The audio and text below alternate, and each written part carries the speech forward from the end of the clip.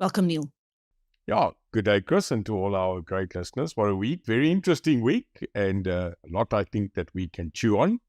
And always great to be here on the Set Sunday with Chris and Neil.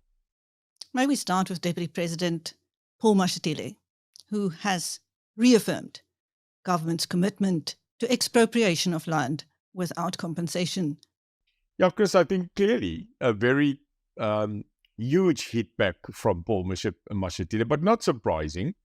I am part of the South African citizenry that says that whatever Paul Mashatile says, I always put in front of it dockets. We cannot forget, and we will not forget on this Sunday show, that we are true to the belief that the vice president of this country should be impeached and should be set in front of court. Now, it is not going to go away, and if we have to every month, elke liewe Sondag, put the Paul Mashatile little sticker on the top saying to be charged. So I am sorry as a person that whatever Paul Mashatile tells me, I will always say, but to be charged. Because what happens in this country, Paul, Paul, thinks that we are going to forget about matters if he continuously focuses now on land without compensation, which is a massive strike of him trying to now become relevant because other people who we will talk about this week are now making themselves more relevant than him who is supposed to be the candidate to be the next president. So either charge this man according to what the DA delivered pre-GNU, which are horrific charges of corruption, horrific charges of actually being part of miscellaneous matters that are lying underneath the earth on terrible charges of corruption. But now this man comes and he says, but no, forget about that. That will come.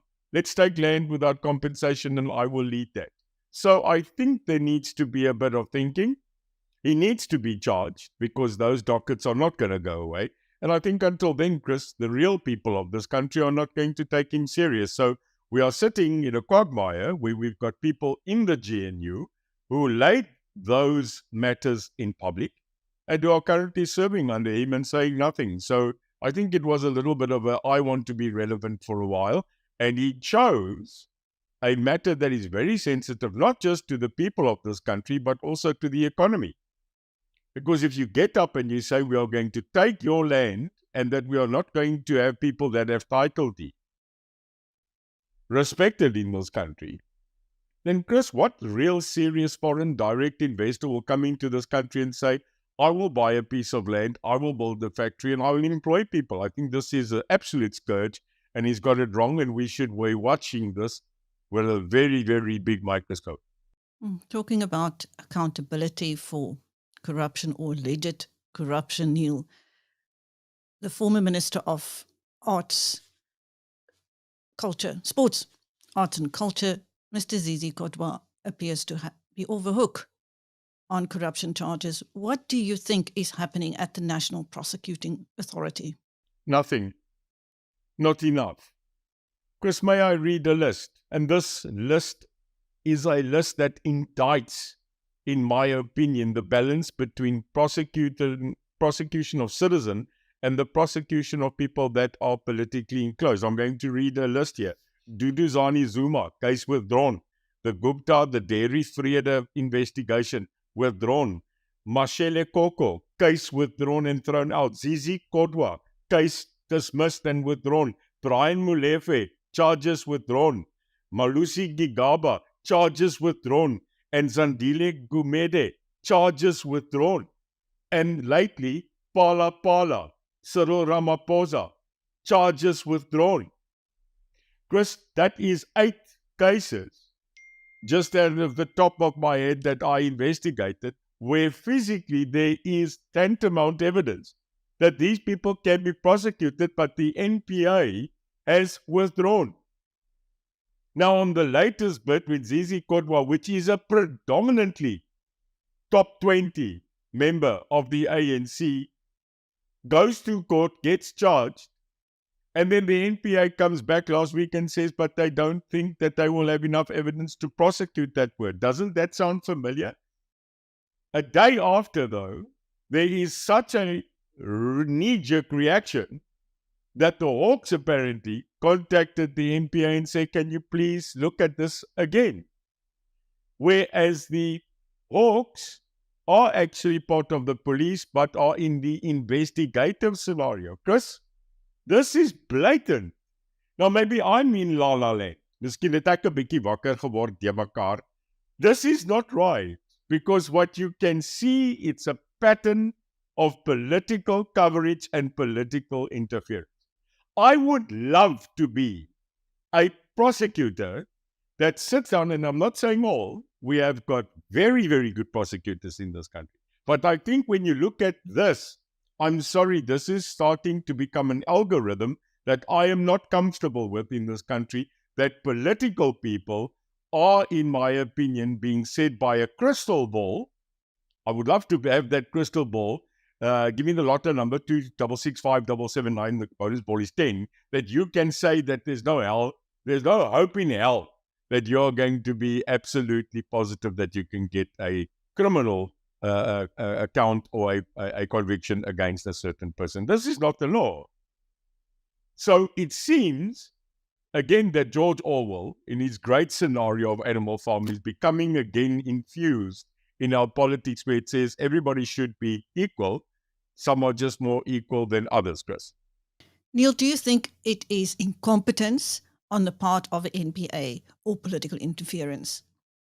I think it's a matter of three current strides. One, we can never in this country, specifically South Africa, walk away that political pressure, political influence, political genre, and boeties for bikies has not got due process and absolute pressure within the prosecuting system. Number two, we've got to understand, like we spoke the other day, that a lot of the times the people that sit in the prosecuting scenario, that they have to say for the greater good, for the greater good, let us rather than not continue. And thirdly, Chris, let's be also famous maybe to the prosecuting authority. We have a scenario where the Zondo Commission, and I think we did that about 2 months ago, where we sit with a prosecuting authority that needs certain documented evidence from the Department of Justice and from another state organization to take it in and to prosecute. And you will remember the headline saying that they are being stifled and that a lot of those documents are suddenly now weg. So I must also come up for the people of the NPA to say, irrespective of political pressure, which there always is, obviously the people of outer influence trying to take it. I mean, we had a judge recently impeached, Mr. Shlope, who tried to, in actual fact, influence the outcome of a certain judgment on Zuma. That's the kind of stuff I think that goes on beyond the citizen's reach. But it's boiling over and it's becoming public knowledge, and that's not right. And we need to have a look at that. So I think there is the fumbling of the ball, the pressure about your job, and the non-compliance of certain departments to make sure that these people become scot-free. We're not going to end with that list. On this Biz News segment, we are here for the truth. Our opinion stands, and we will keep on highlighting it. Neil, I know you have followed the war of words between Action SA leader Mr. Herman Mashaba and political economist Phumlani M. Majozi. So I'm going to read to you one of his social media posts that is at the heart of these disagreements. And I'd like your comment on that, because you have worked with Black politicians in this country for over 30 years, first in the African National Congress and later in the Multi-Party Charter. So if anybody's qualified to comment on this statement by Mr. Majozi, it's you. He wrote, Black people account for more than 80% in South Africa, yet there is not a single Black politician who stands for basic traditional values of hard work, personal responsibility, stronger business productivity, stronger families, law and order. Not a single, with an exclamation mark. What do you say? Yeah, Chris, may I say shocking?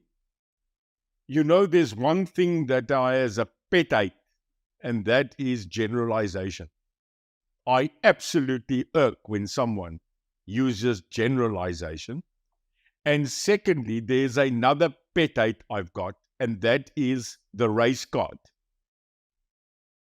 You know, Chris, it is abundantly clear that we've had a struggle in this country to get to an equilibrium where we did not have to answer on documents what is the pigmentation of the skin and the color of your outside. But when I look, and here I'm going to be a little bit off track, Chris, want ek vat dit persoonlik. I think I take this personally because, as you know, for more than a decade or two, I fought for the liberation of this country, that people like Mr. Majozi of 35 years old and the rest of them can speak publicly in freedom, because 30 years we could not ago. Now I'm going to, sorry Chris, chastise both Herman Mashaba and Mr. Majozi. I am going to do that because I saw the massive amount of emails and the rebuke that came in from our listeners on the Bus Show on a Sunday, and they did not let both of them go.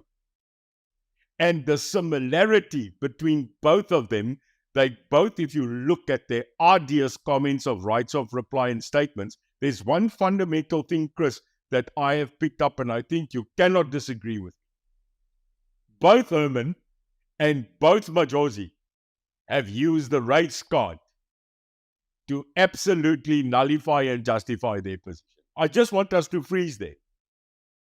Herman has perpetuated to make a statement in his current interview with you that the white people that have brought us where we are here today were known to be colonizers, enslavers, murderers, and he even said rapists, if I am not unclear about the actual words that he used. He spoke of a history of the white draconian rule, but he spoke about white people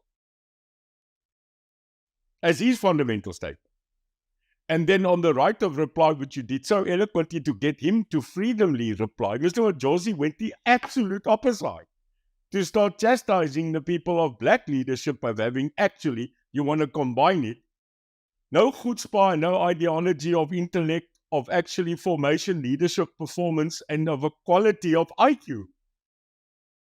Now I tell both of them, you are wrong. In both segments of history where I took part in the struggle since 1988, you cannot say that there was not one singular person in this country that is of black leadership, I will call it that has not inspired or have actually worked accordance to the things of ethics, of honor, of integrity, and value. And I'll start with Nelson Mandela. Because Mr. Majozi says none.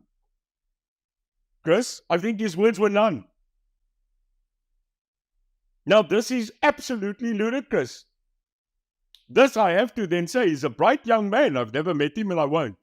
But he has put down a segment of having to put an opposite to an opposite. And both of those gentlemen, I don't know Mr. Majozi, but I very well know Mr. Mashaba. And to go the path of racial division and segregation more than 31 years ago is definitely not inspiring me to look at them on anything they say, because you cannot put a blanket scenario to say, ons almal is. And we are gutful of that, Chris. We are gutful of the blanket synopsis of always listening and saying that we have to look at a racial segregation, a racial aptitude for the solutions of the future. And you can see it sparks something in me when you name and say that not single one, but when you look at the people of the Walter Sisulu area, the Luthuli era, the Mandela era, the Katrada era, the people like Honorable Sabisa, the people like Gacha Buthelezi, the people that come from an era, and in the modern times, some of the people that we are looking at now. And we say, but we have no black people that sit in a political norm at this current moment that has a value that esteems and aspires to credibility. Jy praat nonsense. I am very careful to say that police are corrupt, because you say all police are corrupt. This is not a good IQ level. I can mention name after name of people I've met that are within the so-called Black African conclave that inspired me, that I really would sit there as a person that comes maybe from a white racial synopsis, that entered a black racial synopsis, and had to sit and look at the two values and actually say, wow, from both they are positive and from both they are negative. But to continually start a war of words about trying to say this is a good black guy and this is a bad white guy, where have we gone, Chris, in intellectual IQ, EQ, AQ? And I'll tell you, in closing of those comments and statements, that I look at the lists of aspiring young black, aspiring young white, colored, Indian people that the wish one day will be in this country that we stop saying black man, white man, colored man, Indian man, and that we will start saying the word South African. Because the day that we can get and say that this is a good South African, this is a bad South African, is the day that the legacy that white, black, Indian, and colored in this country suffered and currently stand to say we don't want this anymore. It's politicians that take us back to racial segregation, Chris. Sorry it's long-winded, maar 'n mens raak 'n bietjie epies gatvol, te trill soos 'n jelly. I am absolutely saddened that when you have to do an interview, that the racial segregation of the past, which we mustn't forget, and my saying will always be, we must learn from the past, but we must stop bloody living in it. And we need to look at how do we go forward as a nation, not continually looking back and saying, oh, that guy and that guy. Chris, a tongue does not have a bone, but it has the power through its words to break bones. And I think both of those gentlemen need to understand that we seek leadership in unification of a great nation, instead of having a war of words of who's good and who's bad. Daar's hy, dat jy nou my ding gekry. Thank you, Neil. Meanwhile, across the border, we have seen two very different reactions to the elections there. In Botswana, there has been a peaceful transition after the BDP was ousted following 58 years in power. Very dignified. And however, across the border, the violence and unrest have broken out over allegations that Frelimo rigged the election to cling to power. Chris, actually history. I want to take the satellite view of the SADC region, in other words, the southern part of Africa. And I want to tell you, yesterday a person commented and said it's the end of the era in Botswana of a ruling party that governed that country for, I think it's just over 58 years. And that, that is quite a scenario. I said, but do you remember it happened in this country? And he frowned, he said, excuse me. I said, you're not mentioning South Africa. Chris, I think South Africans are in denial, and specifically a few of them, like Zille. The African National Congress, one of the oldest liberation organizations in the world, who governed this country for 30 years, lost power. I think we must just quickly use that as a stark reminder. The governing party, the ANC, the liberator of this country through the form of its struggle, this year was removed from power. They did not get 50+1. So this is shocking. We should not walk away from our own shock to say just the fact that they're in the GNU and that they're still leading by whichever way they are, they lost power. So in South Africa, the liberation movement who governed the country lost power in 2024. In Botswana, the country's leadership of 58 years lost power. They now rumor that it's going to happen in Namibia. That SWAPO, who brought absolutely republication and freedom to Namibia, might also lose. So if you look at the pattern, not speaking even about West Africa, Chris, it seems that there is a renewal a scenario of out with the old and in with the new. And this, I must tell you, I don't mind. But what we've got now is that Botswana has never been a country known for its violence or for its oppression or, in actual fact, for rebellion. There was a period where there was a little bit of to and fro, but there's never been war. There's never been outright civil war. There's been in Mozambique. So if you look at Mozambique as a country, it has not been known for a peaceful country when it comes to politics or when it comes to the stabilization of its citizens. And I think when this elections came through, that was a shock to the system. And obviously, the people that have been at war, that have always been in war, because Mozambique has never not been out of war, Chris. I mean, we've got to admit that if it's not uprisings in the north, then it is the rebellion on the sides of the two parties. It's not been a peaceful country, yet a beautiful country. And today, we sit and we see, and I'm not a person that loves fact by social media, but the pictures and the news that we get out from there is shocking, and it is absolutely not what we want to see on a neighbor side, because they say when Mozambique or Zimbabwe, when they sneeze, we get the cold. So I hope that there will be an intervention. I hope that there will be the calmness of understanding, because I've been there, I've been privileged to travel Mozambique, and what a beautiful country and what a beautiful people. So I think they deserve better, and our prayers go out that they quickly get to their senses and stabilize.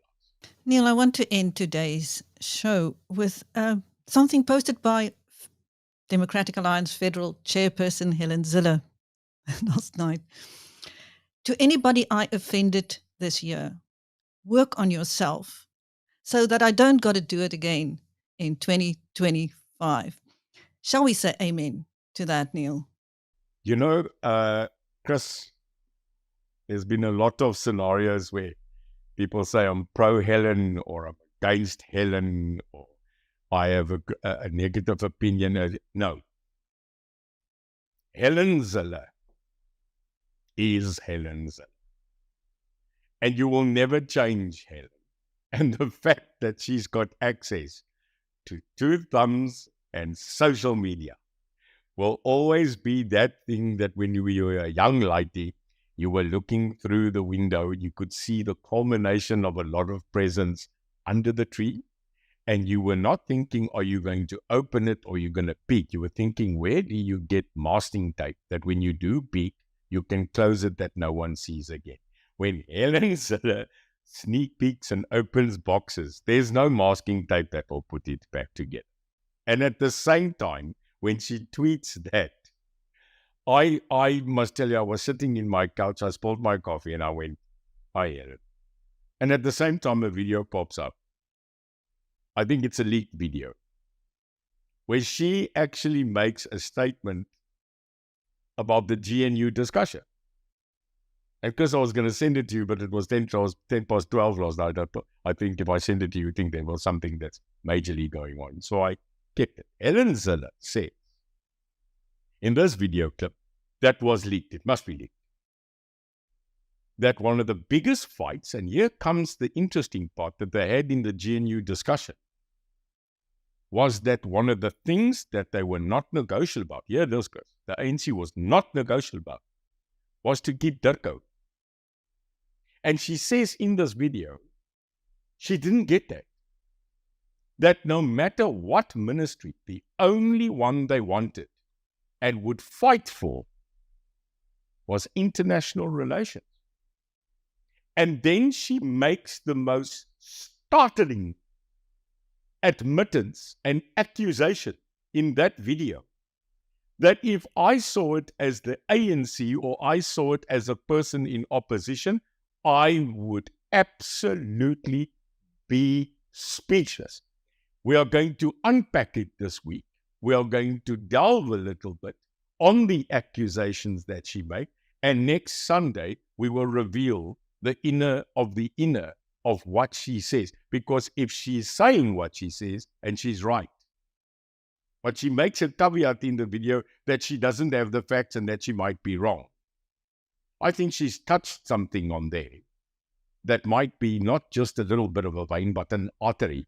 I'm going to leave it there, and we will then unpack the Helen Zille video about the ANC's manipulation, apparently to keep international relationships and international ministries going, because that's where they get most of their stuff. So watch out for next Sunday. We're going to dig a little bit. Thank you. That was Neil de Beer, the president of the United Independent Movement, on the Sunday show. With Biz News, I'm Chris Steyn. Thank you, Neil. Thanks, Chris.